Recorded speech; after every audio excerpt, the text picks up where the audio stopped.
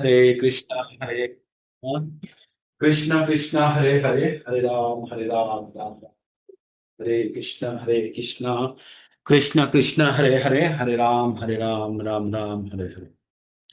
ओम नमो भगवते वासुदेवाय। ओम नमो भगवते वासुदेवाय।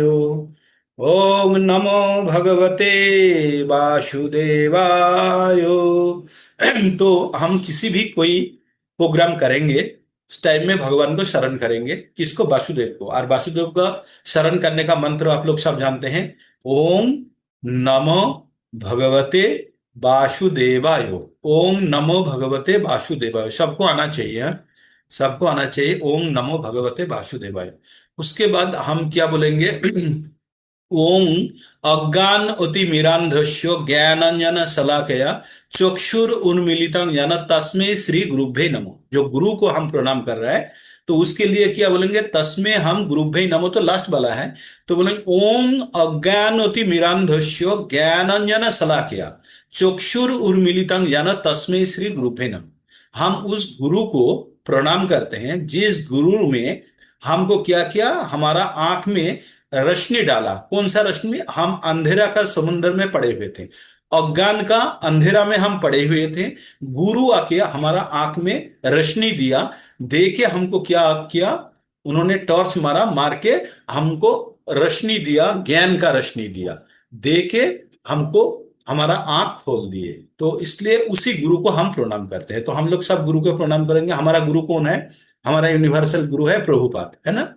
तो प्रभुपाद को हम लोग प्रणाम जनाने के पहले हम ये क्या करेंगे? हम लोग, हमारा दो गुरु होता है। एक इमीडिएट गुरु जो प्रभुपाद का डिसाइपल होंगे या जो भी हमको दीक्षा देंगे वो गुरु होंगे, और उस गुरु के जरिए हम मेन गुरु के पास जाएंगे। मेन गुरु कौन है? प्रभुपाद जी है, शिक्षा गुरु दीक्षा गुरु सब।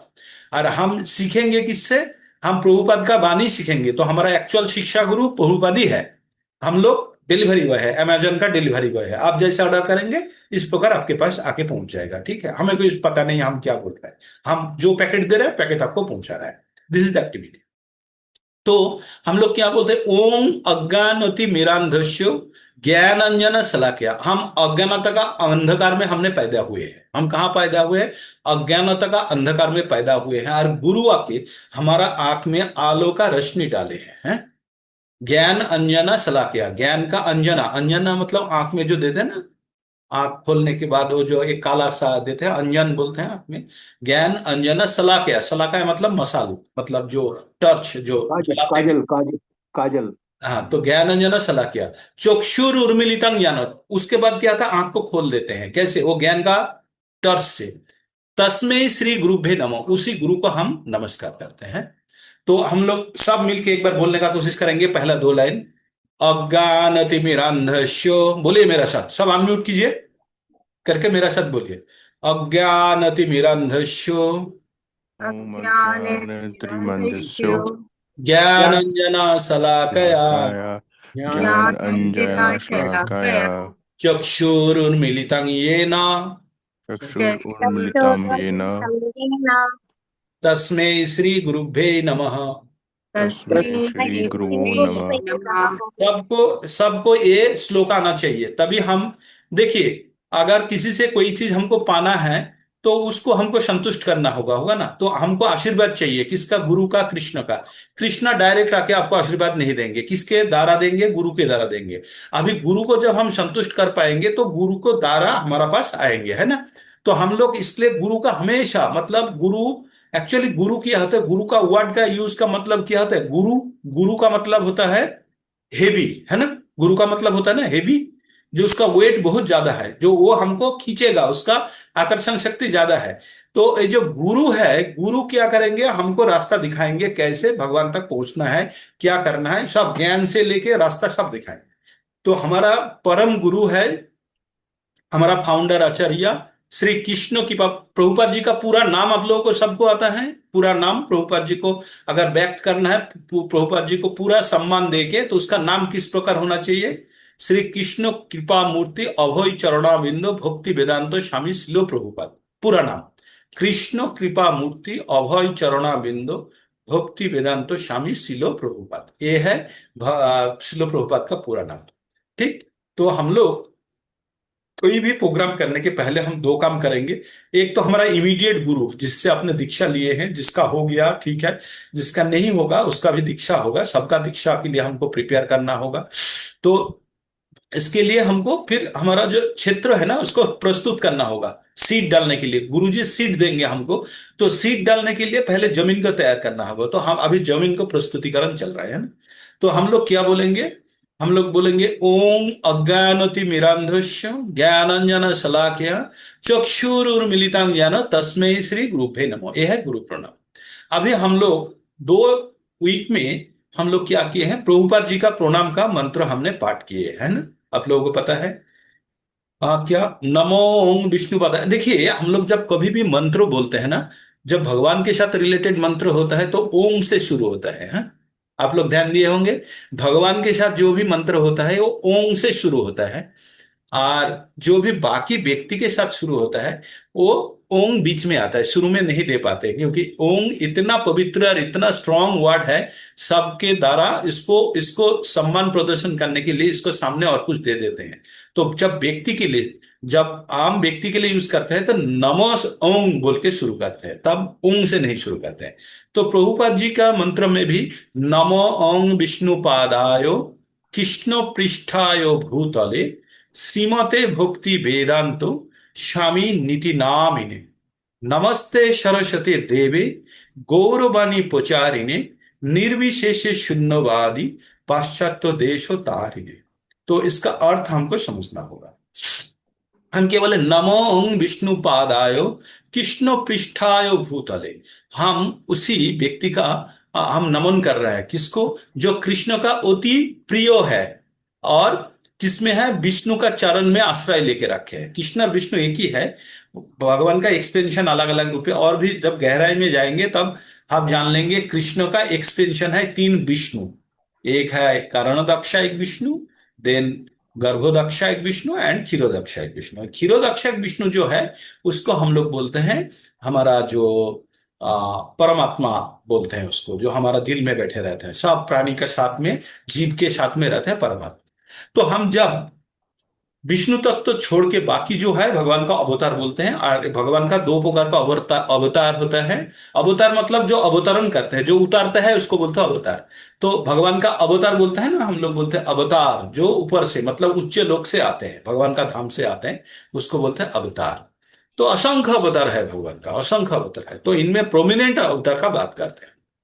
तो अभी जो हम बात कर रहे हैं, जो हम मनुष्यों का, जो मनुष्य हमारा दृष्टि से जो मनुष्य हमको जो ज्ञान का वाणी दे गया, श्रील प्रभुपाद जो धराधाम में आए थे, तो उसको जब प्रणाम मंत्र करेंगे, प्रभुपाद जी का जो प्रणाम मंत्र करेंगे, तो हम क्या बोलेंगे? नमो ओं विष्णु पादायो। सब बोलिए मेरे साथ, नमो ओं विष्णु पादायो कृष्ण पृष्ठायो भूतले श्रीमते भक्ति वेदांतो स्वामिन इति नामिने नमस्ते सरस्वती देवे गौरवाणी प्रचारिणे निर्विशेष शून्यवादी पाश्चात्य तारे। तो इसका अर्थ क्या है? अर्थ है हम उसी गुरु जी का प्रणाम कर रहे हैं जिन्होंने भगवान कृष्ण का चरण, कृष्ण का अति प्रिय और विष्णु का चरण आश्रय ले चुका है। और उन्होंने क्या किया? अपना गुरुदेव का आदेश लेके चैतन्य महाप्रभु का वाणी पश्चिम देश में प्रचार करने गए और उन लोगों को सबको उद्धार करके आए, है ना। तो मैं उसी गुरु का प्रणाम करता हूं। तो और एक बात सुन लीजिए, क्या इसका अर्थ क्या है? मैं उसी गुरु का प्रणाम करता हूं जो विष्णु का चरण में आश्रय लिए हैं और कृष्ण का अति प्रिय है। कृष्ण और विष्णु में कोई अंतर नहीं। और क्या बोल रहे हैं? जो अपना गुरुदेव द्वारा दिए गए आदेश आदेश के अनुसार भगवान चैतन्य महाप्रभु का वाणी पाश्चात्य देश में, पाश्चात्य मतलब वेस्टर्न कंट्रीज में गए, जाके वहां पे प्रचार किए और उन लोगों को उद्धार करके आए हैं। तो जैसे तारिणी, तारिणी मतलब उद्धार करना, पाश्चात्य देश तारिणी, है ना, हम लोग लास्ट में बोलते हैं। तो नमो ओं विष्णु पादायो, विष्णु का चरण में आश्रय लिया, कृष्ण पृष्ठायो, कृष्ण का अति प्रिय, भूतले ये दुनिया में आए हैं। नमो ओं विष्णु पादायो कृष्ण पृष्ठायो भूतले श्रीमते भक्ति वेदांत स्वामी इति नामिने। उस स्वामी को मैंने नमस्कार कर रहा हूं। नमस्ते सरस्वती देवे, उनका जो गुरु का नाम था उसका नाम था भक्ति सिद्धांत सरस्वती। तो बोलते हैं सरस्वती गोस्वामी ठाकुर का, सरस्वती ठाकुर गोस्वामी का उन्होंने आदेश लेके गौरवाणी पुचारी ने, गौरव मतलब चैतन्य महाप्रभु का नाम है गौरव, है गौरांगों से गौरव। तो उनका वाणी प्रचार करने गए थे। कहाँ गए थे? पुचारी ने पाश्चात्य देशों के बोला, नमस्ते सरस्वती देवी गौरवाणी पुचारी ने निर्विशेष शून्यवादी। निर्विशेष मतलब जो लोग नास्तिक, वो लोग क्या बोलते हैं, जो हम मृत्यु के बाद सब खत्म हो जाता है, कोई इसके पीछे आगे पीछे नहीं है, तो वो लोग नास्तिक को क्या किया, तारी ने उनको उद्धार करने के लिए गए थे। तो इसका टोटल अगर करेंगे तो इसका मीनिंग क्या होता है? मैं उसी गुरु जी का प्रणाम कर रहा हूं जो विष्णु का चरण में आश्रय ले लिए हैं, कृष्ण का अति प्रिय है, ये भूलोक में आए हैं। आने के बाद अपना गुरुदेव का, उनका जो गुरु है, उनका आदेश लेकर उन्होंने चैतन्य महाप्रभु का वाणी प्रचार करने के लिए पश्चिम देश में गए हैं। जाके पश्चिम का जो व्यक्ति है, जो लोग है, वो लोग नास्तिक थे, उन लोगों का उद्धार करने के लिए वहां गए थे। इस गुरु का मैंने प्रणाम करा। मतलब समझ में आ गया? अभी आप लोगों को इसको मतलब तो आप जान गए। अभी इसको आप लोग डेली प्रैक्टिस करना है। डेली प्रभुपाद जी का आशीर्वाद लेना है। हमको अगर आगे बढ़ना है भक्ति का जीवन में प्रभुपाद जी का दिखा हुआ मार्ग से, तो हमको उनका आशीर्वाद लेना है। तो उनको आशीर्वाद लेने के लिए हम उसके पास प्रार्थना करेंगे। ये प्रार्थना मंत्र है। क्या है? नमो विष्णुपादाय कृष्ण पृष्ठाय भूतले श्रीमते भक्ति वेदांत स्वामी निति नामिने नमस्ते सरस्वती देवे गौरवाणी प्रचारिणे निर्विशेषे शून्यवादी पाश्चात्य देशोद्धारिणे। ठीक, सब बोलेंगे साथ में, एक बार ट्राई करेंगे। आपके पास जो पुस्तकें हैं खोल लीजिए, सबके पास पुस्तकें होंगे, एक बार खोल लीजिए, लेके एक बार आप लोग मेरा साथ बोलिए, नमो विष्णुपादाय विष्णुपादाय कृष्ण पृष्ठाय भूतले कृष्णपृष्ठाय भूतले श्रीमते भक्ति वेदांत श्रीमते भक्ति वेदांत स्वामी निति नामिने स्वामी इति नामिने नमस्ते सरस्वती देवी नमस्ते सरस्वती देवी गौरवाणी प्रचारिणे गौरवाणी प्रचारिणे निर्विशेष शून्यवादी निर्विशेषवादी पाश्चात्य देशोत्तारिणे। अभी हम कंटिन्यूअस बोलेंगे, हैं? मेरा साथ बोलने का प्रयास करिए। नमो विष्णुपादाय नमो विष्णुपादाय पिष्ठाय भूतले कृष्णपृष्ठाय भूतले श्रीमते भक्ति वेदांत श्रीमती भक्ति वेदांत स्वामी निति नामिने स्वामी नामिने नमस्ते सरस्वती देवी नमस्ते सरस्वती देवी गौरवाणी प्रचारिणे गौरवाणी प्रचारिणे निर्विशेष शून्यवादी निर्विशेष शून्यवादी पाश्चात्य देशोत्तारिणे।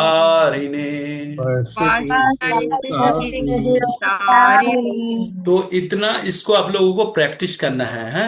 जो जो जानते हैं, जो पुराना है आप लोग तो जानते हैं, लेकिन बाकी जो नए हैं आप लोगों को इसको अभ्यास करना है। करके इसको इस प्रकार होना चाहिए, जैसे ही दिन का शुरुआत होगा तो शुरू में ही गुरु जी को प्रणाम करके फिर अपना दिन शुरू करना। नमो विष्णुपादाय कृष्ण पृष्ठाय भूतले श्रीमते भक्ति वेदांत स्वामी निति नामिने नमस्ते सरस्वती देवे गौरवाणी प्रचारिणे निर्विशेष शून्यवादी पाश्चात्य देशोत्तारिणे। तो इस प्रकार हम लोग गुरु जी का मंत्र बहुत सही ढंग से शरण करेंगे, नियमित तो इसको बोलते रहेंगे। उनका आशीर्वाद हमको लेना होगा, क्योंकि हम लोग स्पिरिचुअल वर्ल्ड क्या है पता है? स्पिरिचुअल वर्ल्ड हमको बहुत आदमी बोलता है इसको वर्चुअल है, ये दिखता नहीं है। आप लोगों के पास, सबके पास फोन है ना, फोन आप लोग फोन के जरिए मैक्सिमम कनेक्ट किए या कंप्यूटर के जरिए कनेक्ट हुए हैं। तो फोन, आपका फोन पहले क्या फोन होता था? तार जुड़ा हुआ होता था ना, एक तार लगा हुआ होता था। आजकल तार जुड़ा हुआ है टावर के साथ, आपको पता भी नहीं चलता आपका टावर कहाँ है ना, फिर भी आप फोन को यूज कर लेते हैं। कोई कनेक्शन नहीं है, टोटल वायरलेस है ना। तो अगर वायरलेस के द्वारा डेटा आ सकते हैं, तो भगवान से क्यों नहीं आशीर्वाद आ सकता है? आप बोलिए। अगर ये फ्रीक्वेंसी के द्वारा चल रहा है, मोबाइल फोन का एक सर्टेन कंपंक है, हाँ वाइब्रेशन है, और वो टावर का वाइब्रेशन मैच करा के आदान प्रदान होता है तथ्य का। तो अगर फ्रीक्वेंसी द्वारा कनेक्ट हो सकता है, तो मनुष्य क्यों नहीं कनेक्ट हो सकते भगवान के साथ? एक बार सोचिए। मैं totally as a telecom engineer का व्यू से ही मैं बोल रहा हूं। अगर टावर के साथ फोन कनेक्ट होके अगर आपस में जोड़ के डेटा डाउनलोड कर सकते हैं, तो मनुष्य क्यों नहीं भगवान से जुड़ के? ओनली फ्रीक्वेंसी के साथ कनेक्टिविटी का जरूरत है। आपका फोन में अगर सिम ना हो, तो आप कभी कनेक्ट हो सकेंगे? कोई टावर के साथ नहीं हो पाएंगे। तो इस प्रकार मनुष्य के अंदर आध्यात्मिक का अगर सिम ना रहे, तो मनुष्य भी टावर के साथ नहीं कनेक्ट हो पाएंगे। किसके साथ? भगवान का। वो सिम प्रदान करने वाला कौन है? गुरु है, जो हमारा दिमाग के अंदर वो सिम का इम्प्लांट करते हैं, और उसके द्वारा हम गुरु जी के द्वारा हम भगवान से कनेक्ट होने का प्रयास करते हैं। सुनने में थोड़ा वर्चुअल लगेगा, लेकिन फैक्ट है ना। तो भगवान स्वयं बोलते हैं, जो इस प्रकार जो हमेशा भगवान का भजना में लगे रहते हैं, भगवान क्या करते हैं? उसको ज्ञान देते हैं। कैसे ज्ञान देंगे भगवान आके? किससे देंगे ज्ञान? अच्छा, गौतम बुद्ध का नाम सुने हैं आप लोग ने, सबने? बुद्ध जो इसमें जो गौतम बुद्ध ना, जो सिद्धार्थ थे, जो बुद्ध धर्म का प्रतिष्ठाता था, उन्होंने तो गया में बैठ के तपस्या कर रहा था। तो उनको डेटा कहाँ से आया? जो ज्ञान कहाँ से आया? सेल्फ रियलाइजेशन, वो कहाँ से मिला उसको? उन्होंने भगवान के साथ फ्रीक्वेंसी, उसको तो कभी कभी बोला जाता है विष्णु का अवतार भी बोला जाता है ना। तो उन्होंने वेद को अस्वीकार किए थे। ये बहुत बड़ा एक फिलोसफी है। आप लोग अगर कभी, हम लोग और भी आगे बढ़ते जाएंगे तो तब बताएंगे कि बुद्ध को क्यों डिनाई करना है, और बुद्ध तब क्यों सुइटेबल था। तो मेनी पैरामीटर्स है इसका एनालिसिस का, एंड ये वैदिक शास्त्र में दिया हुआ है। तो हमको क्या करना है? हमारा जो ज्ञान हम अर्जन करते हैं ना, ये ज्ञान आप लोगों को मैं सबको पूछता हूं, अगर बोल लीजिए आपको जो चीज पता नहीं है, मैं पूछूं तो जवाब दे पाएंगे? अगर मैंने पूछता हूं अभी क्वांटम फिजिक्स के बारे में, बता पाएंगे? थ्री फेज इंडक्शन मोटर के बारे में पूछेंगे, अगर इंजीनियर ना हो इलेक्ट्रिकल, तो नहीं बता पाएंगे। 8086 का प्रोसेसर का प्रोग्रामिंग बता पाएंगे? नहीं बता पाएंगे, क्योंकि आपने पढ़े नहीं है। लेकिन जिसने पढ़ा तुरंत बोल देगा।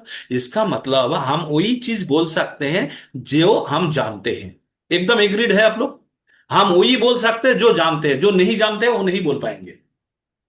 एग्रीड? तो इसका मतलब आप कुछ भी बोल रहे हो, anything and everything whatever you are saying, जो भी आप बोल रहे हो, किसी ना किसी प्रकार से आपके मस्तिष्क के अंदर वो डेटा है, किसी ना किसी प्रकार से। अभी हम लोगों का जो कंप्यूटर है, कंप्यूटर में हम कोई भी चीज अगर देखने चाहते हैं, कंप्यूटर के अंदर वो तथ्य होना चाहिए ना, वो डेटा पहले से होना चाहिए, वो एक्सेल शीट, वर्ड, जो भी फाइल है पहले से होना चाहिए, तभी हम देख पाएंगे, है ना, कंप्यूटर में। इसी प्रकार हमारा दिमाग में जो चीज है वही हम बोल पाएंगे। हमारा दिमाग में नया चीज सृष्टि नहीं कर पाते हम। हमारा दिमाग में, हाँ, ए और बी बैठा है, ए प्लस बी जोड़ सकते हैं, लेकिन ए उत्पन्न नहीं कर सकते हम लोग। इसके लिए हमको ज्ञान कोई ना कहीं से लेना होगा। तो हम जैसे कंप्यूटर में अगर डेटा भरने के लिए हार्ड डिस्क में डेटा डालना होगा, नहीं तो क्या करा, पेन ड्राइव डालना होगा, नहीं, या internet. These are the three ways, internet, hard disk, और नहीं तो यूएसबी पोर्ट। कभी कभी ब्लूटूथ यूज कर लेते हैं हम लोग। तो इसके द्वारा डेटा कंप्यूटर के अंदर आता है। तो मनुष्य का अंदर मैं जो कुछ बोल रहा हूं, ये डेटा मेरे को पहले एक्वायर करना पड़ा। कहां से किया हमने? आइदर मैंने रीडिंग से आंख को यूज किया, इनपुट डिवाइस है, और दूसरा इनपुट डिवाइस है कान। तो हम लोगों का सबका दो इनपुट डिवाइस को हम लोग जबरदस्त यूज करते हैं, एक है कान और एक है आंख। कोई भी चीज सीखने के लिए उसका जो इंफॉर्मेशन है, वो दो ही जरिए हमारे पास आता है मेन। और भी है, जैसे स्पर्श होता है, जो ब्लाइंड होता है वो स्पर्श से ज्यादा सीखता है, लेकिन हम स्पर्श से कम सीखते हैं। नाक से स्मेल लेके कम सीखते हैं, हम जीवा में स्वाद लेके कम सीखते हैं, लेकिन हम ज्यादातर सीखते हैं आंख और कान से। वैदिक युग में सबसे ज्यादा जोर दिया गया था कान के ऊपर, आंख के ऊपर नहीं, क्योंकि पढ़ने के लिए पुस्तक ही नहीं थे उस टाइम।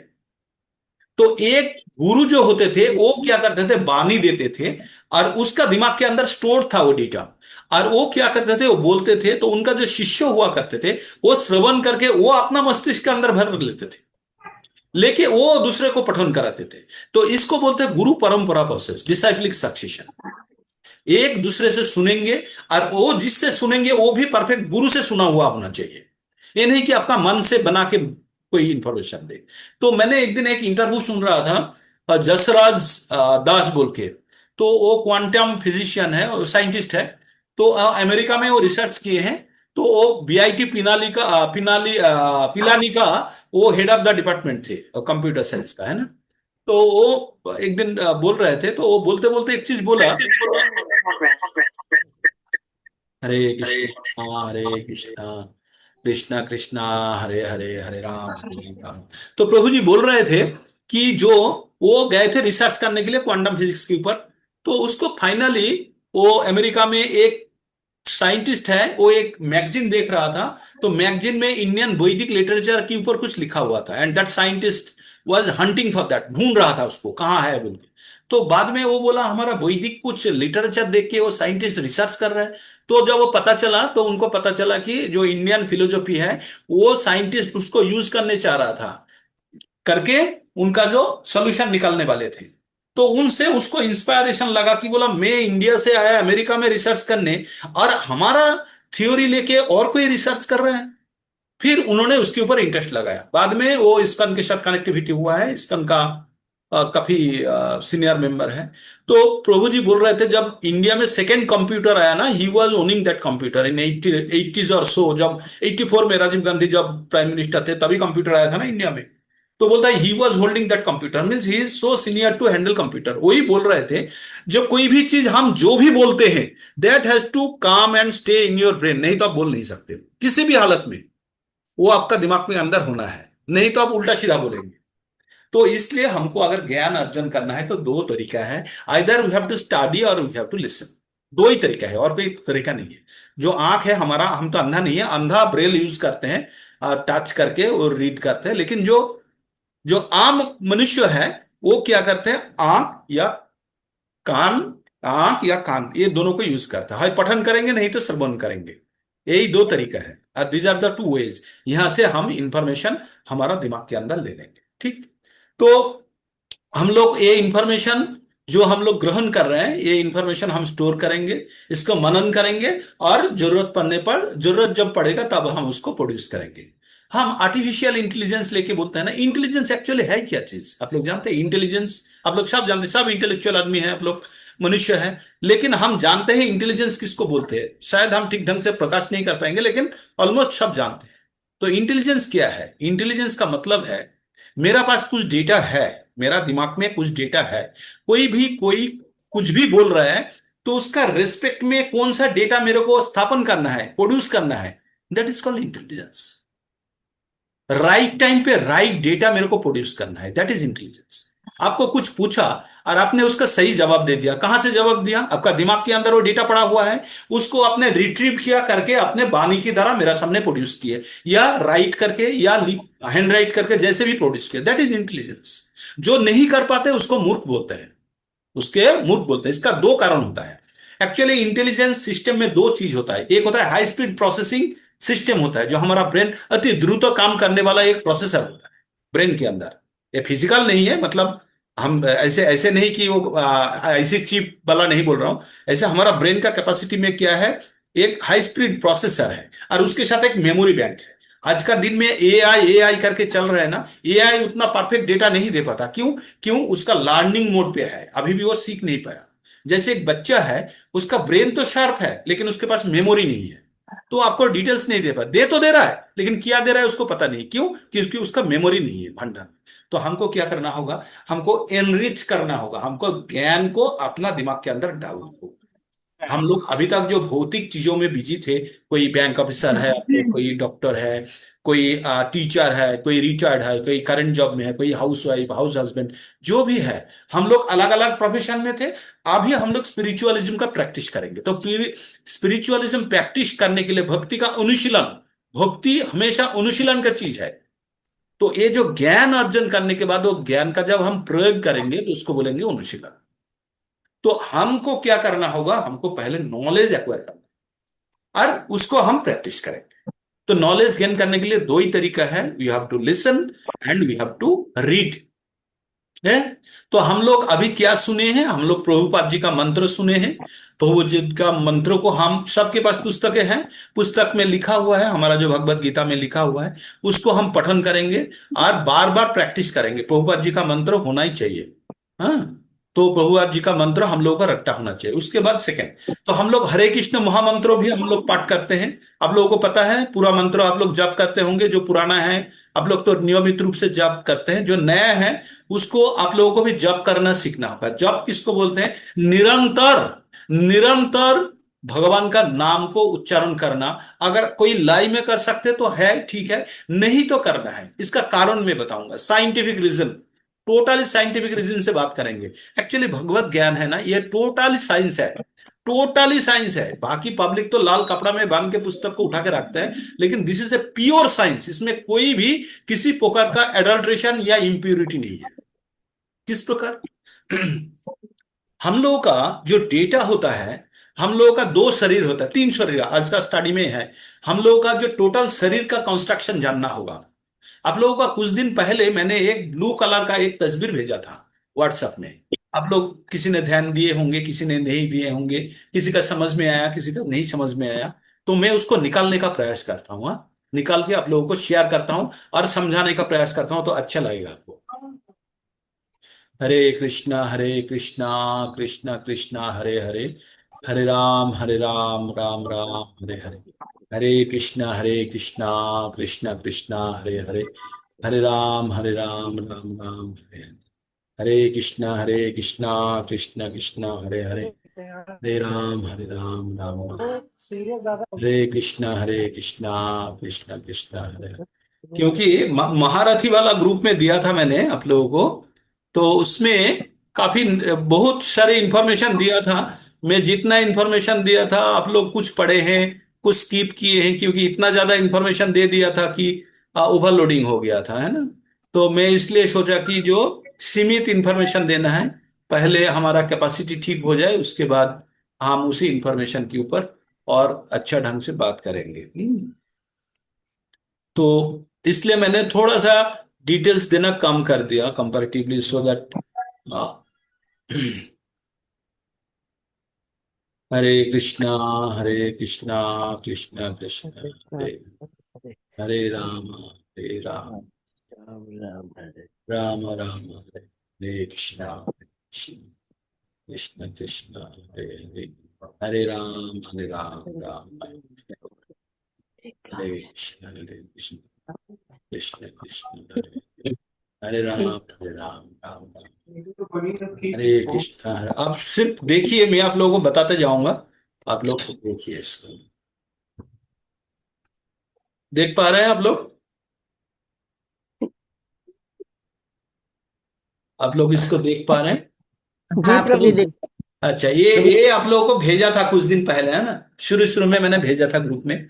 तो हम लोगों का बॉडी में तीन लेयर होता है, तीन हिस्सा है एक्चुअली। एक है आत्मा, जो सोल है, अंदर में बैठा हुआ है। सोल है, ये शरीर के अंदर बैठा हुआ है। और उसके ऊपर क्या है, ये शरीर के ऊपर और एक लेयर से घिरा हुआ है, वो आत्मा को घेर के रखा है। कौन? उसको बोलते हैं सटल बॉडी, माइंड, इंटेलेक्ट और ईगो, फॉल्स ईगो। ये तीनों चीज का होता है। मन, बुद्धि और अहंकार का एक लेयर होता है। किसके ऊपर बैठा हुआ है? ये आत्मा के ऊपर बैठा हुआ है। कौन? मन, बुद्धि और अहंकार। ये जो ऑरेंज है ना,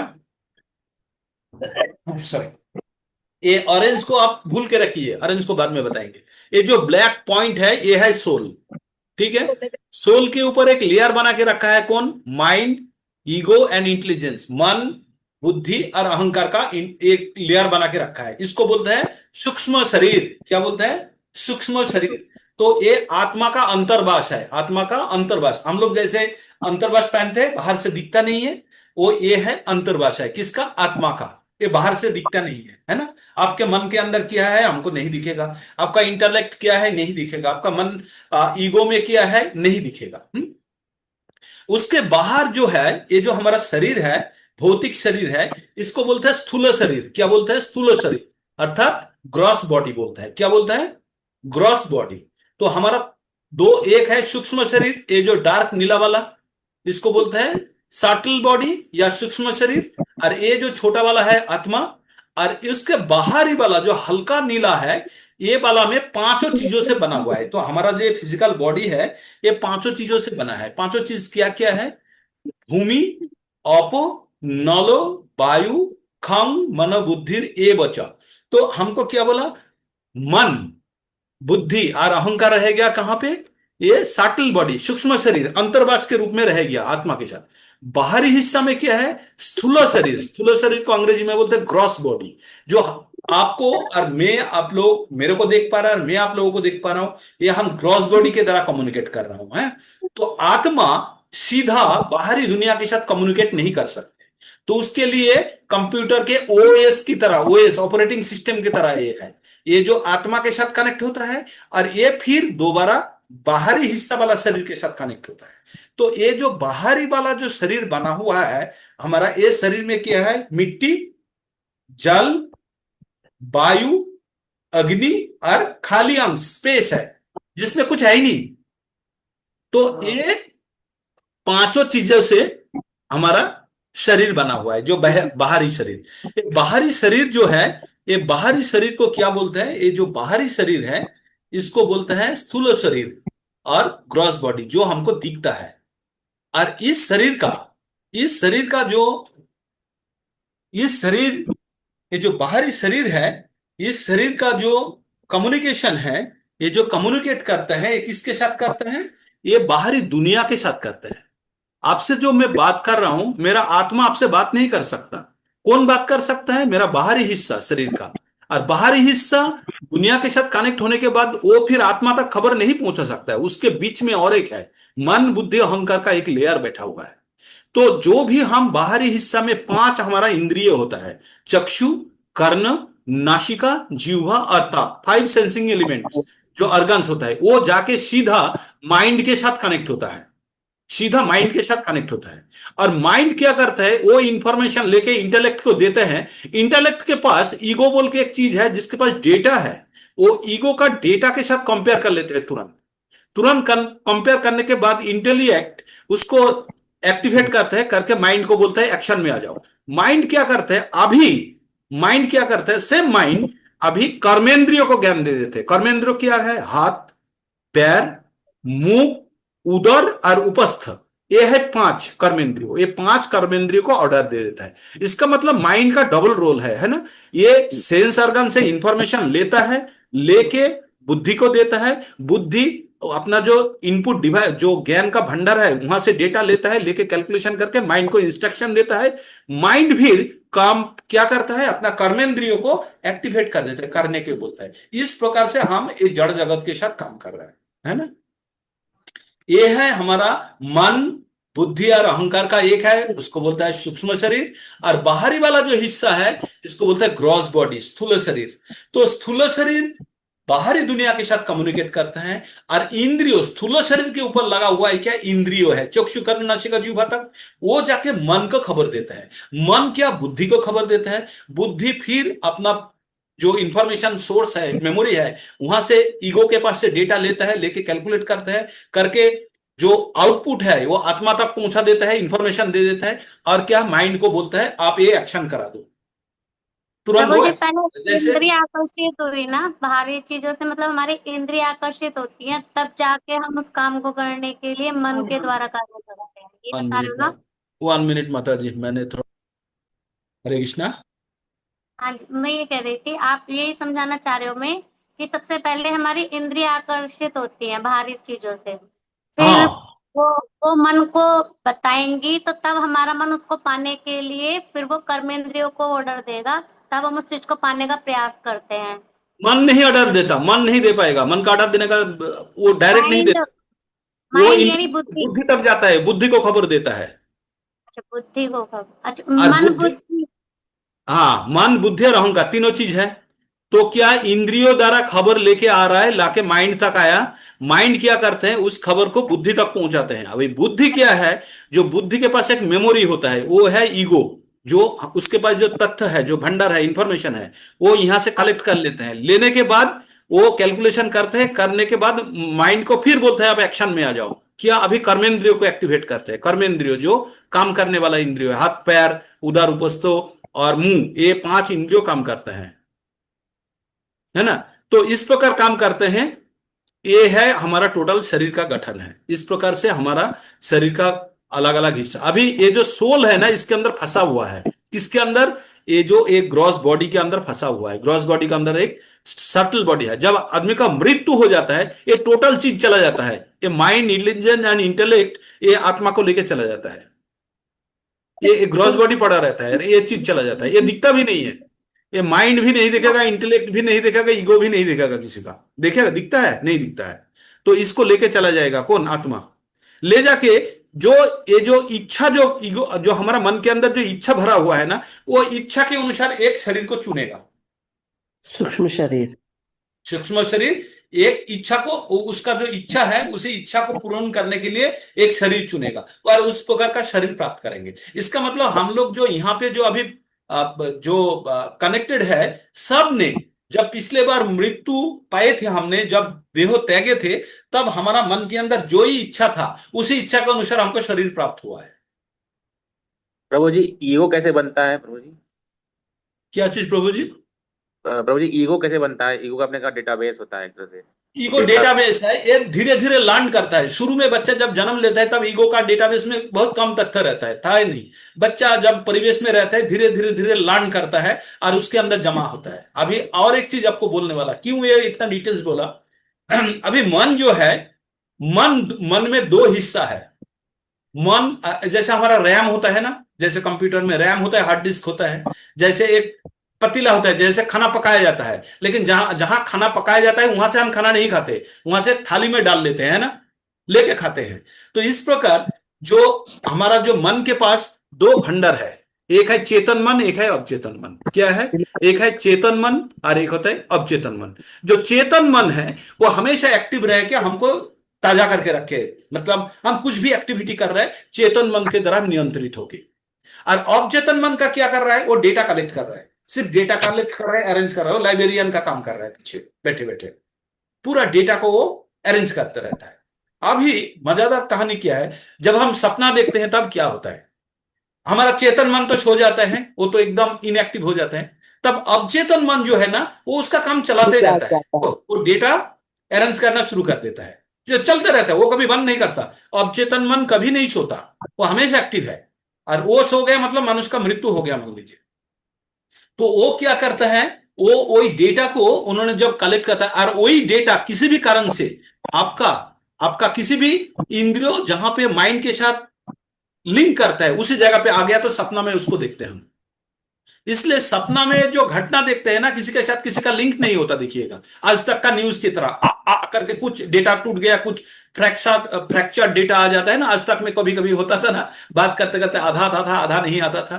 तो इस प्रकार जब सपना देखते हैं, कुछ इस पर यहाँ का डेटा आप देख रहे हैं, आप भाग रहे हो, पीछे से हाथी आ रहा है, देखा अपने प्लेन से जा रहे हो, फिर देखा पेड़ में बैठे हैं, मतलब किसी भी के साथ कोई लिंक नहीं रहता, क्योंकि वो जो डेटा होता है ना, फ्रैक्चर डेटा होता है।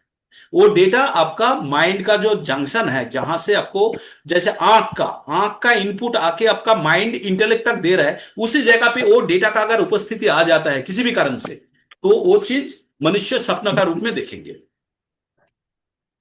अभी मजा का कहानी किया है, हम क्यों इतना कहानी बोल रहे हैं, क्योंकि हम जब क्यों करते हैं इसलिए बोल रहे हैं।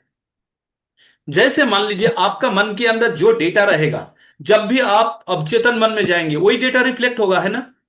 तो ये जो हम जपने का कहानी किया है, हमारा टारगेट है कि हमारा अवचेतन मन को भर देना है, किससे, हरिनाम से, संकीर्तन हमसे भर देना है। जब भी कोई डेटा रिट्रीव करेंगे, तो वही डेटा बाहर आना चाहिए। हमारा टारगेट क्या है, हमारा एक्चुअल टारगेट क्या है। जो हम मनुष्य है, मनुष्य अपना ये जो जन्म मृत्यु का चक्र से बाहर आने के लिए एक रास्ता बताएगा, अलग अलग रास्ता बताया, आप लोगों को सब बताएंगे। एक रास्ता है मृत्यु के समय भगवान का शरण करना। अगर किसी ने भी मृत्यु के समय में भगवान को अगर शरण कर लिए तो जन्म मृत्यु का चक्र से बाहर हो जाएंगे। है, तो भगवान को शरण करने के लिए मृत्यु इतना कठिन चीज है जो उस टाइम पे शरण करना बहुत मुश्किल पड़ जाएगा। तो हम अगर अभी से प्रैक्टिस करें और किसी भी सिचुएशन हो जाए और किसी भी चीज को शरण करें और वही डेटा आ जाए, कैसे? जैसे आपका घर में एक लाइब्रेरी है, आप लाइब्रेरी से अगर किसी भी पुस्तक, भगवत गीता रखा हुआ है, अगर आपको बोला जी एक भगवत गीता लाओ यथाजथ या यथारूप लाओ, तो आप जब लाने जाएंगे तो आपको ढूंढना पड़ेगा ना। लेकिन मैंने क्या किया, आपका पूरा लाइब्रेरी का ऑल सब बुक निकाल के फेंक दिया। देखे क्या हर जगह पे मैंने भगवत गीता भर दिया। आंख बंद करके कई भी पुस्तकें खींचेंगे तो कौन सी किताब आएंगी? भगवत यथारूप। गीता आएंगी ना। तो हम लोग क्या कर रहे हैं, अपना जो अवचेतन मन है ना, हम लोग this is we are doing a mechanical process. Mechanical यांत्रिक पद्धति से शुरू में कर रहे हैं, लेकिन बाद में वो स्पिरिचुअलिज्म में कन्वर्ट हो जाएगा। जैसे एक लोहा का दंड होता है, लोहा ये जलता नहीं ना, आग अगर लगा देंगे तो जलेगा? जलेगा नहीं। लेकिन कैला जहां जल रहा है, कठिन आग है, उसके अंदर लोहा को काफी देर तक डाल के रखेंगे तो क्या होगा, वो रेड हॉट हो जाएगा, इतना लाल हो जाएगा तो वो किसी भी और भी लोहे मतलब लकड़ी अगर वगैरह किसी भी चीज को छुआएंगे तो तुरंत जलना शुरू हो जाएगा। जाएगा कि नहीं? इसका मतलब उसके अंदर आग का पूरा गुण आ गया है। यद्यपि शुरू में आप उनको गर्म कर रहे थे, लेकिन बाद में आग जैसे उनके अंदर शक्ति आ गया ना। तो इस प्रकार हम शुरू में जो जपा करते हैं, भले ही हमको इंटरेस्ट नहीं लगेगा, लेकिन धीरे धीरे उसके अंदर इंटरेस्ट जब लगेगा, जो तप्त लोहा बोलता है ना, जो रेड हॉट लोहा है, वो लाइट भी छोड़ता है, लाइट भी छोड़ता है ना, लाइट भी छोड़ेगा। रेड तो हो जाता उसी प्रकार हाँ सही बोले माता जी।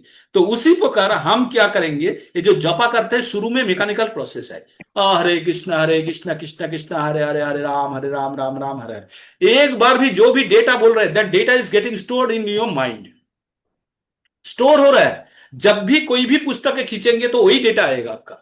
तब भगवान 8 नंबर अध्याय में जाके आप लोग पढ़े होंगे, जब आपको पढ़ाया गया, यम यम व्यापी शरण भावम त्याजो तंते कले बरम तम तमे बोईति कौनते सदा तद्भावो भाविता। 8.6 में है, क्या बोलता है, मृत्यु के समय में आदमी जो जो सोच के देह त्यागता है वही मिलता है उसको। लेकिन क्या सोच पाते हैं, जो हमेशा जो सोचते रहते हैं वही मृत्यु का टाइम पे याद आएगा। तो हम लोग क्या करते हैं, every time and always will try to engage our self in the service of lord. भगवान का नाम के साथ हम इतना जुड़ जाएंगे कि जो भी कुछ भी कोई भी बोले तो तुरंत भगवान का नाम ही याद आए, किसी भी विषम कठिन परिस्थिति में भगवान का नाम ही आए। तो इसी का प्रैक्टिस का नाम है भक्ति। This is a practice. भक्ति एक अनुशीलन है, एक सेवा है।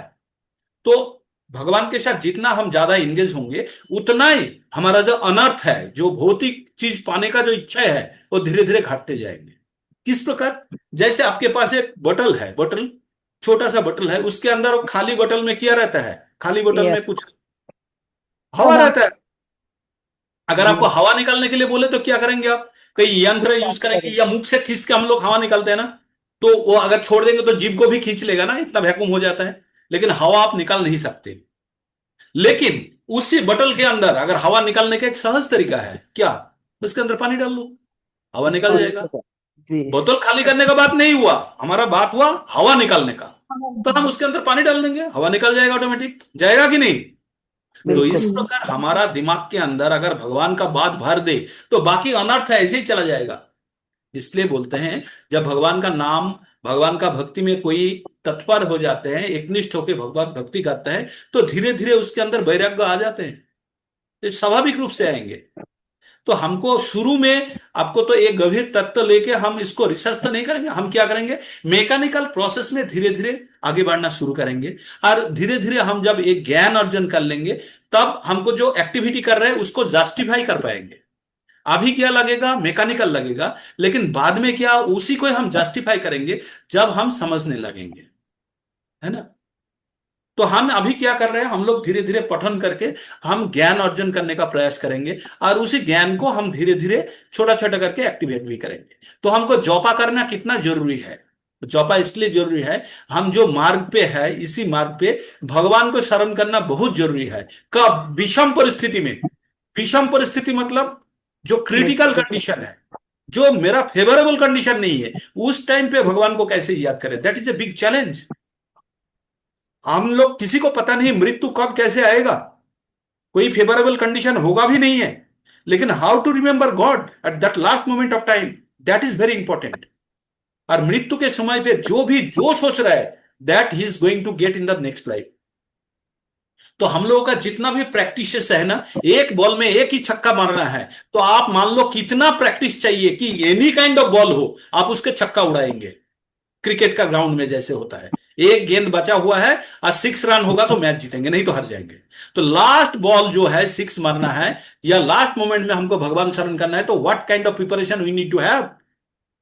तो उसके लिए हम लोग प्रत्येक एवरी मोमेंट में हम प्रैक्टिस करेंगे। तो ये है हम लोगों का जो शिक्षा ग्रहण करने का भगवत भक्ति। भगवत भक्ति ये कोई वर्चुअल चीज नहीं है, ये अनुशीलन है, भगवान के साथ कनेक्ट होने का एक पद्धति है। और ये संभव होगा कब? ज्ञान के द्वारा। हम जब इस चीज को समझेंगे तभी होगा, है ना। तो जी बिल्कुल। हम लोग क्या चीज बोले? हम लोग 3 चीज बोले हैं, मन, बुद्धि, अहंकार है सटल बॉडी, आत्मा है हमारा सेंटर जो हमको जिंदा करके रखे हैं, हमारा शरीर में जो चेतना दे के रखे हैं वो है आत्मा। आत्मा का साइज कितना बड़ा है पता है किसी को? आत्मा का साइज है, जो केश है, मेरा सर पे तो नहीं है, जो केश होता है ना, केश का अग्रभाग, छोटा सा टिप लेके उसका 10,000 हिस्सा का एक हिस्सा है ना, सही बोले आप, 10,000 हिस्सा का एक हिस्सा है। मतलब कितना छोटा है आत्मा, कितना छोटा है। तो वो आत्मा वो शरीर में पूरा, अगर उतना छोटा चीज फैला हुआ है, मतलब इतना एक बिंदु जैसे प्रकाश है, वो अगर पूरा रूम में फैल जाता है तो रूम के अंदर वो प्रकाश को काट सकते हैं। अच्छा, आपका रूम में अगर कोई छोटा सा कर्नर में टॉर्च लगा दिया, वो जो घर के अंदर रोशनी होगा उस रोशनी को कोई काट सकते हैं अस्त्र से? नहीं काट सकते। भिगो सकते? पानी डाल के भीगेगा, रोशनी नहीं भीगे। पंखा चला के उस रोशनी को सुखा पाएंगे? नहीं। आग से उस रोशनी को जला पाएंगे? नहीं। तो इसका मतलब आत्मा भी उसी प्रकार है। नैनं छिद्यन्ति शस्त्राणि नैनं दहति पावक ना चैन क्लेदयन् तप ना शुष्यति मारुत। 2 नंबर अध्याय में 23 नंबर श्लोका में आप लोग पढ़े हैं। क्या पढ़े हैं? जो आत्मा को अस्त्र द्वारा काटा नहीं जा सकता, इसको आग से जलाया नहीं जा सकता, इसको पानी में भिगोया नहीं जा सकता, और वायु द्वारा इसको शुष्क नहीं किया जा सकता। तो ये है आत्मा का जो नेचर है। तो इसका मतलब अगर मैंने इतना बोलने के बाद अगर मैंने बोला कोई आत्मा पानी के अंदर रह सकता है, बोलिए रह सकता है कि नहीं? पानी के अंदर आत्मा रह सकता है कि नहीं? नहीं रह सकता। रहता है कि नहीं? पानी के अंदर आत्मा है कि नहीं? मछली पानी के अंदर रहती है, उसके अंदर जितने एक्वेटिक्स है, मच्छी है, कछुआ है, मेढक है, सब पानी में रहते हैं। बहुत सारी पानी के अंदर तो हमने प्रूव कर लिया। अभी आग के अंदर कोई प्राणी रह सकता है कि नहीं? आग के अंदर आग वाले प्राणी के साथ रहते हैं जो आग में भी तो होते हैं। बैक्टीरिया। हाँ रह आग सकते में हैं, बैक्टीरिया होता है? नहीं रह सकते हैं। नहीं हो सकता प्रभु जी, आग में कैसे होगा? ये तो क्योंकि जुगनू हमारा अभी वही बात में आ गए हम लोग। हमारा परसेप्शन, हमारा knowledge, our knowledge is limited to certain extent. हम सोचते हैं आग से सब कुछ का नाश हो जाता है, नहीं हो सकता है। आग के अंदर जीवन हो सकता है, आग के अंदर जीवन हो सकता है। क्यों? क्योंकि आत्मा ही तो जीवन देने के लिए तो आत्माएं हैं। आग में रहने के लिए फायर प्रूफ अगर किसी के पास बॉडी हो तो आराम से घुस जाएगा ना आग के अंदर। किसी भी जगह पे आग जल गया तो फायर जो फाइटर्स होता है वो एक विशेष प्रकार का पोशाक पहन लेते हैं, है ना, एस्बेस्टर वगैरह वगैरह दिया हुआ, वो पहन के आग के अंदर घुस जाते हैं। और उसके पास ऑक्सीजन का सिलेंडर हो तो सर्वाइव भी कर जाएंगे काफी देर तक। तो ये तो हम फिजिकल बॉडी का बात कर रहे हैं। लेकिन प्रभुपाद जी का लेक्चर में एक जगह पे है या पुस्तक में भी है, सूरज में भी आत्मा मतलब जीवन हो सकता है। आपको सुन के लगेगा ये केमिकल रिएक्शन हो रहा है, इतना 5000 डिग्री टेम्परेचर है, उसके अंदर आत्मा कैसे रहेगा? पिघल जाना चाहिए। लेकिन आत्मा तो पिघलने वाला नहीं है, उसको एक बॉडी चाहिए जो, या फायर रेजिस्टेंस बॉडी अगर हो जाए तो आत्मा आराम से रह सकते है उसके अंदर, कोई तकलीफ नहीं है। पानी के अंदर अगर बॉडी मिल गया तो आत्मा जैसे रह सकता है, आग के अंदर क्यों नहीं रह सकता है? वायु के अंदर है ना आत्मा, आकाश में है ना आत्मा, तो आग के अंदर क्यों नहीं रह सकता है? क्योंकि हमारा हमारा परसेप्शन का बाहर है, इसलिए हम बिलीव नहीं करते। लेकिन आज मैंने बोला, आपको थोड़ा थोड़ा लगेगा, आप एक बार कभी मनन करेंगे, लेकिन हमको लगता है क्या आग का हाई टेम्परेचर में सब कुछ खत्म हो जाता है, आत्मा तो खत्म नहीं होता। जिस जगह पे वो आग बनाते हैं, जैसे मान लीजिए 5000 डिग्री टेम्परेचर, हम क्या 5000 डिग्री टेम्परेचर जहां बनाया वो पात्र के पिघल गया? नहीं, वो पात्र तो पिघला नहीं ना।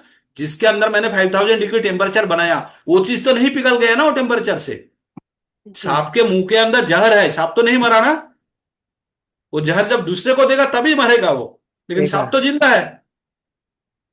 तो आग, वो जो 5000 डिग्री टेम्परेचर बनाने वाला जो चीज है वो तो पिघल नहीं गया, वो तो ठीक है। तो इस प्रकार अगर फायर प्रूफ, इस प्रकार आप सहने वाले अगर कोई शरीर हो तो उसके अंदर आत्मा रह सकता है, इसमें कोई दो राय नहीं। तो हमारा, हम लोग क्या सीखे? हमारा आत्मा के बारे में सीखे। आत्मा क्या है? इसको आग से जलाया नहीं जा सकता, वायु से शुष्क नहीं किया जा सकता, पानी से भिगोया नहीं जा सकता, और शस्त्र द्वारा काटा नहीं जा सकता। ठीक है, ये गए आत्मा। आत्मा के ऊपर एक वस्त्र पहने हुए हम, उसको क्या नाम है? बोलिए क्या नाम बोला मैंने?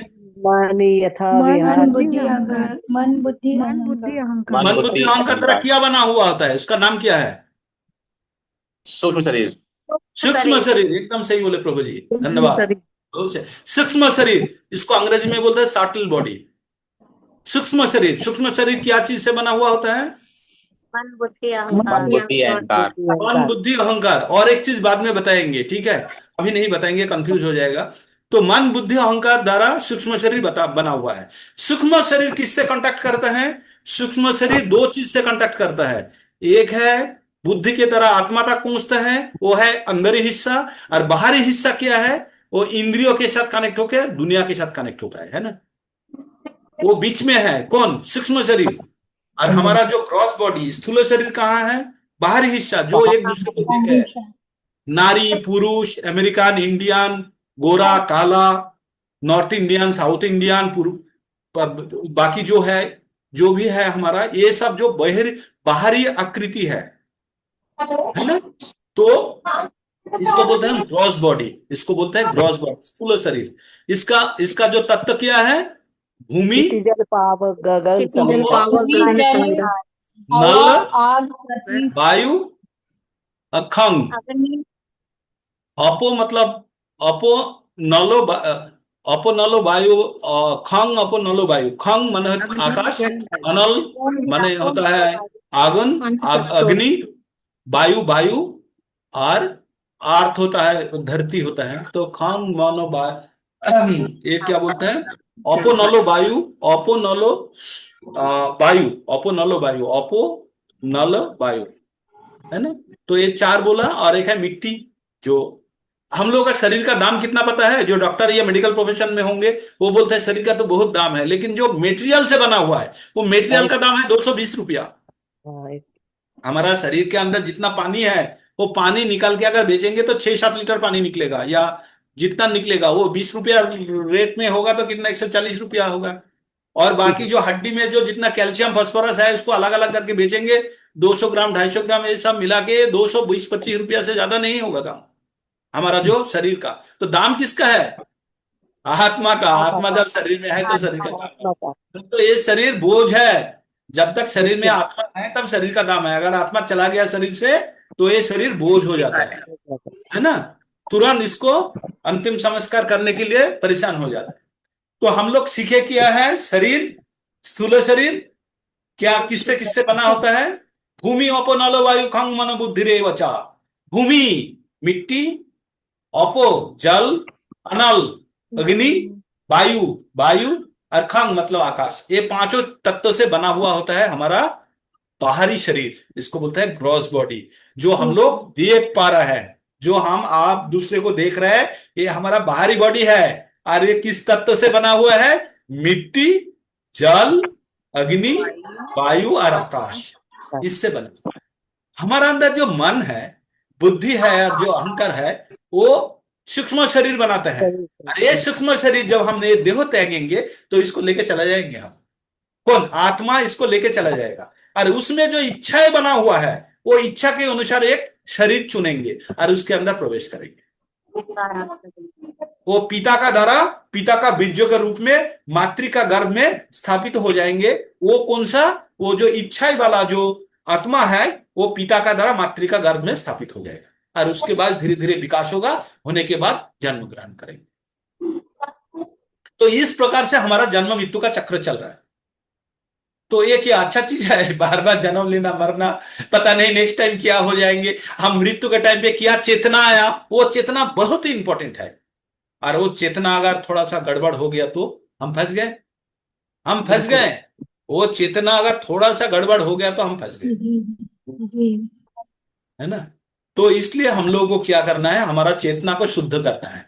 जब हमारा चेतना शुद्ध हो जाएगा तब हमारा जो अंतर्वास है, हमारा जो मन बुद्धि अहंकार वाला जो सूक्ष्म शरीर है, वो शरीर जब संपूर्ण रूप से खाली हो जाएगा, कामना वासना इच्छा रहित हो जाएगा, तब हम मुक्त पुरुष माना जाएंगे और तब हम भगवत धाम जाने के लिए यज्ञ माना जाएगा, है ना।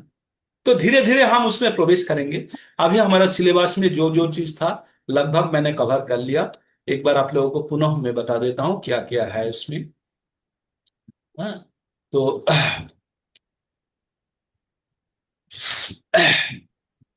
प्रभु अरे जी एक क्वेश्चन बोलिए पूछ माता जी, लो बोलिए। क्या? आपने ना भी अवतार और अवतरण भी समझाया था, तो अवतार जैसे उच्च लोक से आते हैं, तो जैसे ये राम अवतार, ये वामन अवतार, यही कहलाएंगे ना?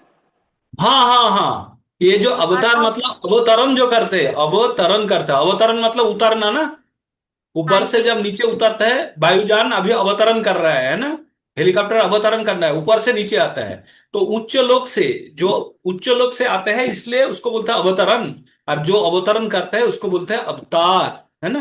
तो ये अवतार कौन करते हैं, ये भगवान का हिस्सा होता है। को कितना बड़ा हिस्सा होता है, जो प्रकार का काम करने के लिए आ रहा है उसी प्रकार का। जैसे आप मान लीजिए आप कॉलेज में ऐसे पढ़ाते हो, प्रभुपाद जी को क्या बोलेंगे प्रभु जी?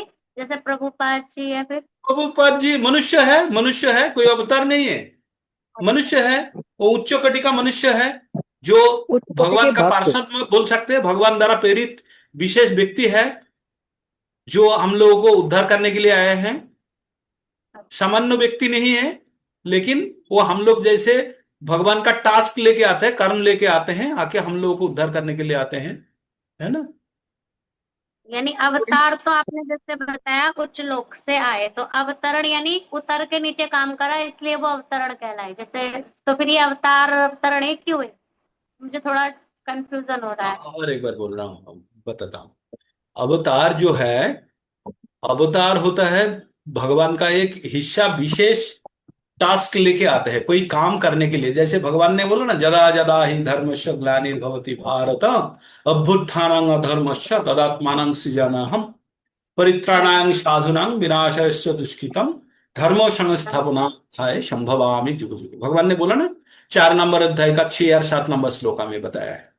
तो भगवान आता है जब कोई देश में, जब कोई अराजकता हो जाता है, धर्म का पतन हो जाता है, जो असाधु व्यक्ति का जब प्राबल्य बढ़ जाता है, भगवान आके उद्धार करके जाते हैं। अभी क्या होता है, जो ये है बड़ा आदमी, भगवान भगवान स्वयं एक हिस्सा बांटा है। अभी प्रभुपाद जी है, ये लोग क्या होता है, ये लोग भगवान का विशेष व्यक्ति होता है, चैतन्य महाप्रभु का विशेष सेना है। ये आके जो टास्क देता है वो काम करके फिर वापस चले जाते हैं। तो इस प्रकार हम मान सकते हैं, है ना।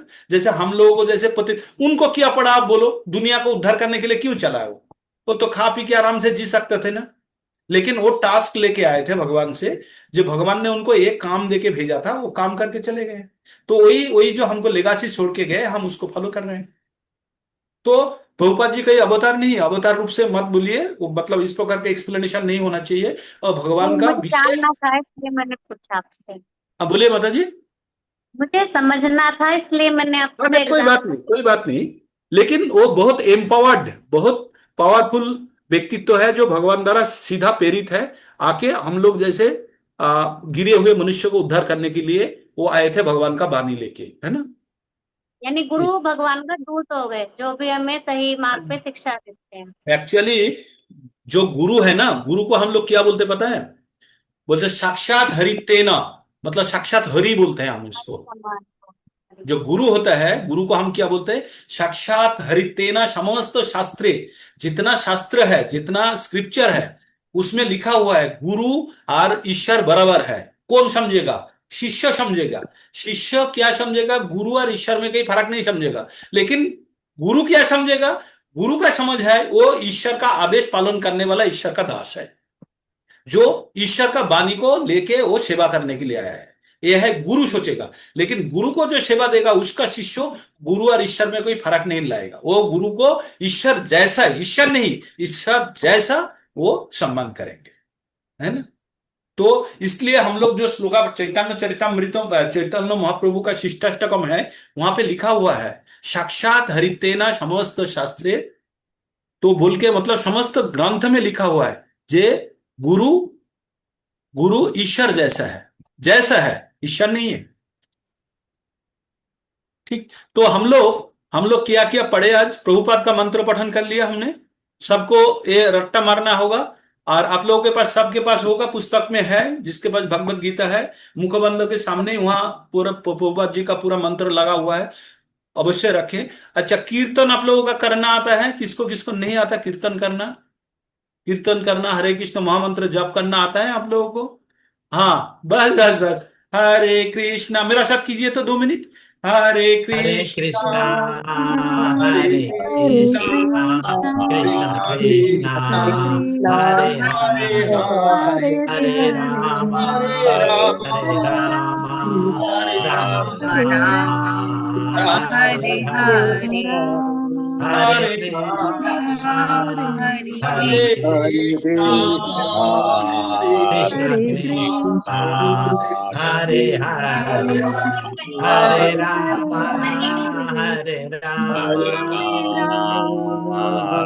हरे राम राम राम राम राम हरे हरे हरे हरे कृष्णा हरे कृष्णा हरे विराम लीजिए, थोड़ा सा कृष्णा विराम लीजिए, कृष्णा हरे राम हरे थोड़ा सा विराम राम लीजिए। राम हरे हरे राम राम राम हरे राम विराम हरे लीजिए। राम हरे माता जी, कृष्ण प्रभु जी, सब विराम लीजिए अभी। हरे थोड़ा विराम लीजिए, थोड़ा विराम।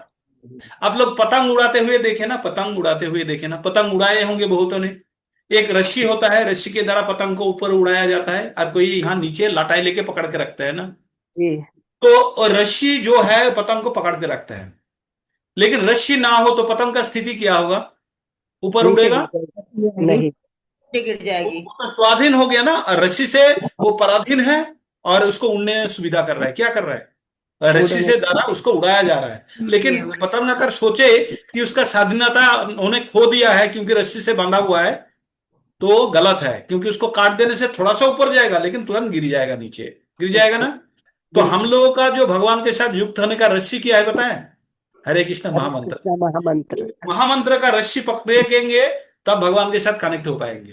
तो ये रस्सी जितना स्ट्रांग होगा उतना ही आप अच्छा ढंग से कनेक्ट हो पाएंगे। ये धीरे धीरे धीरे धीरे हम अभ्यास करते करते होंगे।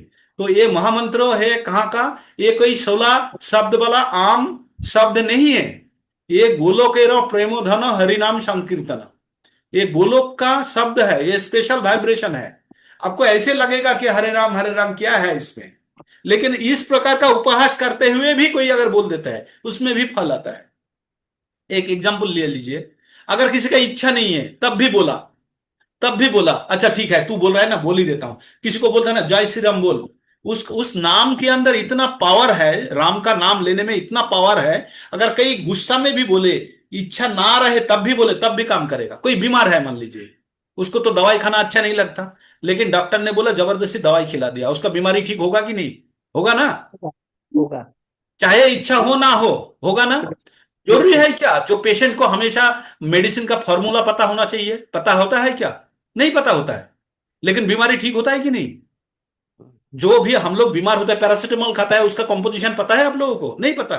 लेकिन बुखार होने पर खाने से तो ठीक हो जाता है। तो बिल्कुल जरूरी नहीं कि हम उसके अंदर किया है पूरा चीज जाने। वो जानता है, कौन? जो केमिस्ट है वो जानता है। तो हमारा गुरु जानता है ना, हम गुरु को बहुत छोड़ देते हैं ना। गुरु जानता है, गुरु ने बताया, हम उसको खाते हैं। हम उसी उसी मंत्र को हम पाठ करेंगे तब हमको पूरा एक्शन में आएगा। गुरु को पता है he is my doctor. Hari तो बोल। ये विश्वास के साथ, इसी विश्वास के साथ हमको इस पथ में अग्रसर होना है। किसी भी बच्चा जब स्कूल में जाता है, पहला दिन जब लिखता है, उसको कुछ पता है? हाथ पकड़ा देते हैं स्लेट और पेंसिल में, वो घुमाते रहता है, उसी में उसको मजा आता है। लेकिन उसको पता नहीं है, घुमाते घुमाते घुमाते जो अक्षर बनाएगा, वो अक्षर से दुनिया के साथ कम्युनिकेट करेगा, करेगा ना। तो हम जब अभी एकदम बच्चे हैं, हम भक्ति का एकदम बच्चे हैं, कुछ भी नहीं पता, तो हाथ पकड़ के हम जो आनंद आ रहा है वही करते रहते हैं थोड़ा। उसके बाद धीरे धीरे जब इसका जानकारी आएगा, तब आप दूसरे को भी समझाएंगे, तब हम लोग क्या करेंगे, आनंद पाएंगे। वहां से आनंद अभी नहीं ले पा रहे हैं, लेकिन धीरे धीरे आएगा। और कोई भी चीज सीखने के लिए हमारा दिमाग जो है ना, सीखने नहीं चाहते हैं। ये दिमाग का एक नेचर है, कोई भी नया चीज आपका दिमाग में घुसने नहीं देंगे। वो चाहेंगे, घुसने ही नहीं देंगे, उसका नेचर ही है। लेकिन एक बार एक्सेप्ट कर लिया तो फिर बाहर भी नहीं जाने देंगे। तो हम लोग भगवत भक्ति में धीरे धीरे धीरे धीरे भगवत का ज्ञान अर्जन करने का प्रयास करेंगे, है ना। तो ये एक दिन में नहीं होगा। आप लोग जैसे उत्साह के साथ कनेक्ट होते हैं ना, मेरे को ये लगता है कि ये बैच इज सुपर, और आप लोग अवश्य ही उन्नति करेंगे इस बैच में, अवश्य ही होगा, है ना। तो हम लोग क्या देख रहे थे अभी यहाँ पे, हम लोग एक मिनट,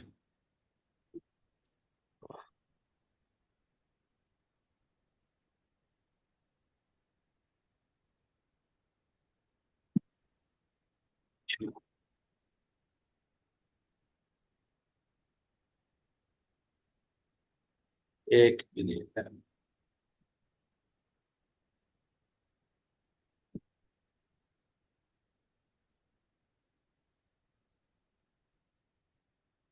अच्छा, तो हम लोग क्या देखे, हरे कृष्ण महामंत्र, प्रभुपाद जी का प्रणाम मंत्र हमने देखे हैं। आप लोग प्रभुपाद जी का फोटो देखिए। प्रभुपाद जी के बारे में जानना होगा, तभी क्या होगा, हमारा जो जिसके द्वारा चालित होकर हम एक ज्ञान अर्जन करेंगे, उसके बारे में अवश्य जानना होगा। That is also very important part in our learning, है ना। देन हरे कृष्ण महामंत्र का कीर्तन हमने किए हैं, आप लोगों को थोड़ा सा आज प्रैक्टिस किए हैं।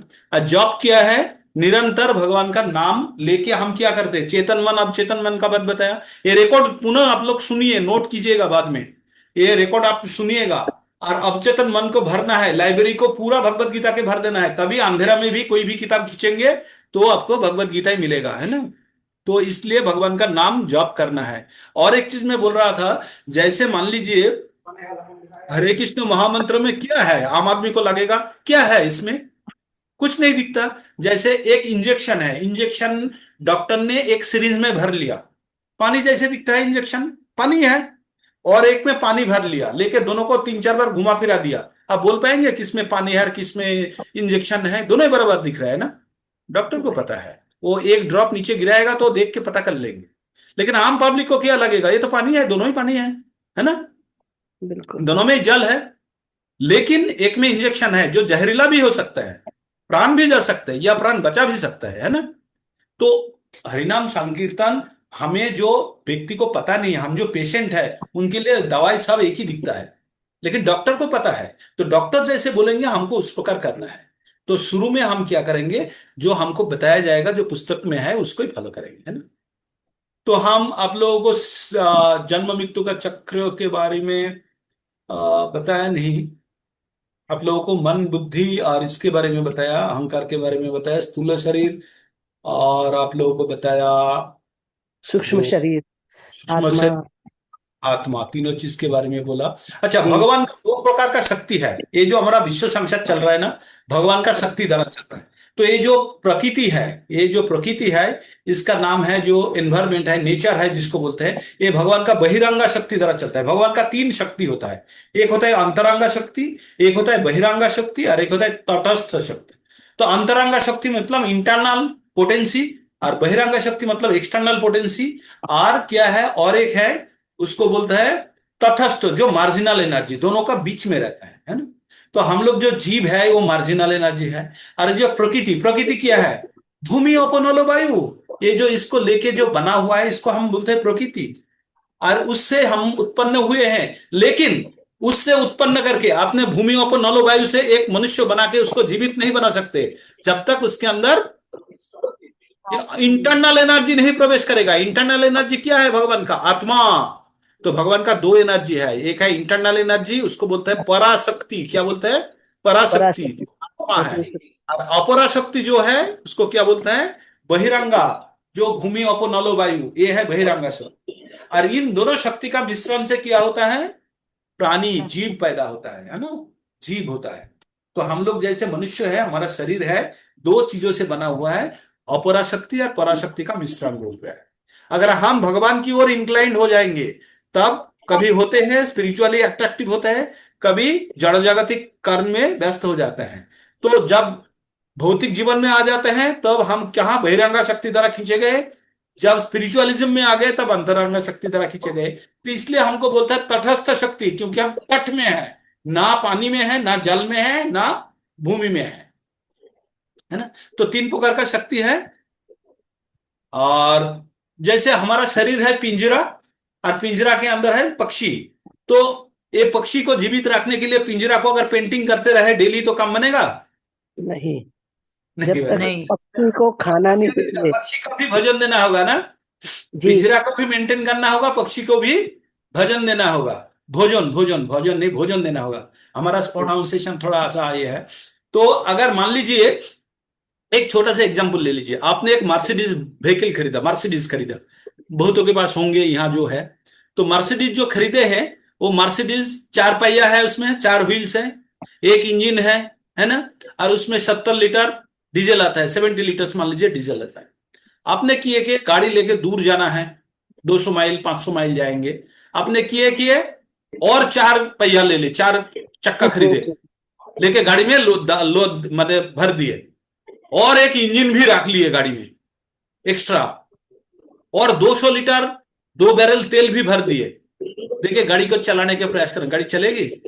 नहीं चलेगी। नहीं, गाड़ी का उद्देश्य साधन नहीं होगा। गाड़ी का पर्पस क्या है? मनुष्य को ढो के लेके जाने का ना। लेके जाना तो उसके गंतव्य बदले स्थान। हमने पहिया भर दिया, हमने क्या भर दिया?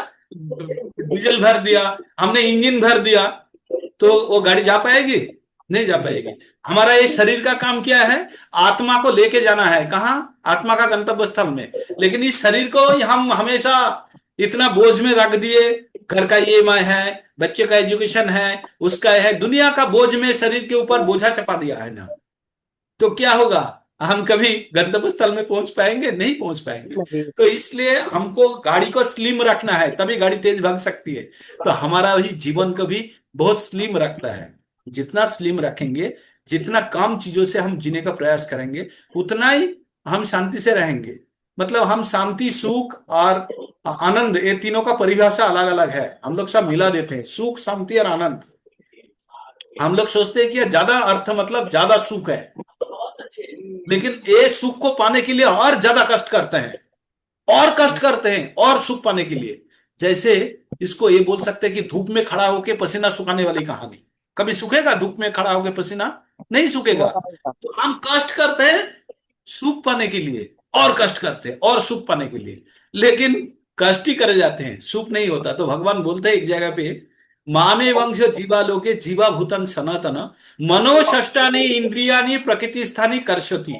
भगवान बोलते हैं जो मेरा हिस्सा है दुनिया में, ये लोग क्या कर रहे हैं? सुबह से शाम तक परिश्रम कर रहे हैं। किस लिए? 5 इंद्रियों को खुश करने के लिए। 5 इंद्रियों कौन कौन है? चक्षु, कर्ण, नासिका, जिह्वा तक, और उसके साथ एक मन है, मन। ये 6 को खुश करने के लिए सुबह से शाम तक परिश्रम कर रहे हैं। इसको बुद्धिमान बोलेंगे। तो इस प्रकार हमारा स्थिति है। हम लोग का ये कष्ट के कारण, हम लोग का कष्ट का मूल कारण है हमारा अज्ञानता, ज्ञान का अभाव। और एक प्रकृत ज्ञान हमको भगवत गीता से मिलेगा। धीरे धीरे धीरे धीरे हम ज्ञान की ओर प्रवेश करते जाएंगे, है ना। हरि बोल, बहुत अच्छा प्रभु जी, हरि बोल। तो ये लगभग खत्म हो गया आज का चैप्टर का। और अच्छा, भगवान का नाम क्या है? एक लास्ट वाला बोल के खत्म करेंगे। भगवान है, भगवान का नाम क्या है?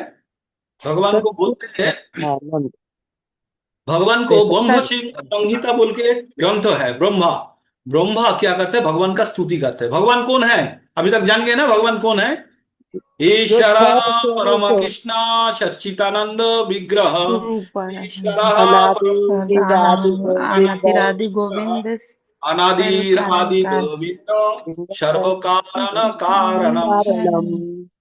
तो क्या बोला, ईश्वर परम कृष्ण सच्चिदानंद विग्रह। कैसा विग्रह? सत चित आनंद, इसलिए बोलता है सच्चिदानंद विग्रह। विग्रह और मूर्ति में फर्क क्या है? विग्रह मतलब जिसके अंदर प्राण है, प्राण जिसके प्रतिष्ठा। अंदर, मूर्ति के अंदर प्राण प्रतिष्ठा किया गया है, तो बोलते हैं। फिर हम कैसे रहेंगे, वो भी चल देंगे भैया के साथ में। थोड़ा देर के लिए म्यूट कर रहा हूँ। तो सच्चित आनंद विग्रह बोलते हैं। म्यूट करने से इंटरेक्शन नहीं होता ना, इसलिए मैंने प्रेफर करता हूँ ओपन रहे, लेकिन कभी कभी नॉइज बढ़ जाता है तो बुरा मत मानिए। तो जिसको जरूरत होगा अनम्यूट करके बात करेंगे। तो सत मतलब होता है इटर्नल, जो कभी खत्म नहीं होता, सत। हाँ, जो हमेशा रहता है उसको बोलते हैं सत। चित मतलब होता है ज्ञान। तो ईश्वर किस प्रकार है? हमेशा है, वो कभी खत्म नहीं होंगे, ऐसे ही रहेंगे। चित मतलब आनंद में भरपूर है, इसमें ज्ञान में भरपूर है, आनंद हमेशा परमानंद में रहता है, उसका कोई टेंशन नहीं है। अब बाकी जितना भी देवता है उसका हाथ में अस्त्र देखेंगे ना, सब देवता का हाथ में अस्त्र देखेंगे कि नहीं? भगवान का हाथ में क्या देखेंगे? आनंदमय है, बंसरी बजा रहा है, उसका कोई टेंशन नहीं है। तो भगवान है सत चित आनंद, है ना। तो ये था भगवान का नेचर। सत का मतलब होता है जो हमेशा रहेगा, चित का मतलब होता है ज्ञान, और आनंद का मतलब होता है आनंदमय, हमेशा जो खुश रहता है। ये था आज का क्लास। आज का क्लास में हमने क्या किया पढ़े? हमने प्रभुपाद जी के बारे में मंत्र सीखा, प्रभुपाद जी का। और क्या हमने सीखा? कब, कहाँ और कौन जॉब, जॉब भी करने के लिए हम जॉब कैसे करना है सीखा। अच्छा, हम कौन है? हम आत्मा है। आत्मा कहाँ पे पड़ा हुआ है? आत्मा सूक्ष्म शरीर के अंदर है। और सूक्ष्म शरीर कहाँ है? स्थूल शरीर के अंदर है। और मृत्यु के समय क्या होता है? मृत्यु के समय क्या होता है? सूक्ष्म शरीर जो है वो आत्मा को लेके, आत्मा सूक्ष्म शरीर को लेके चला जाता है। किसको? स्थूल शरीर छोड़ के। और भगवान का विभिन्न शक्तियां क्या है? भगवान का विभिन्न शक्ति, अंतरांगा शक्ति, बहिरांगा शक्ति और तटस्थ शक्ति। हम भगवान का कौन सा शक्ति है? हम भगवान का तटस्थ शक्ति है या बहिरांगा शक्ति का नजदीक है। आत्मा का आकार कितना है? आत्मा का आकार है जो केशाग्र का 10,000 हिस्सा का एक छोटा सा हिस्सा, है ना। और क्या है दुख का एक शब्द का क्या उत्तर है? इन दुख का आप शक्ति भक्ति वृक्ष के कौन संबंधित करते हैं? अच्छा, एक एक चीज आप लोग सीख लीजिए, जो नया है, एक दूसरे को कैसे संबोधित करेंगे।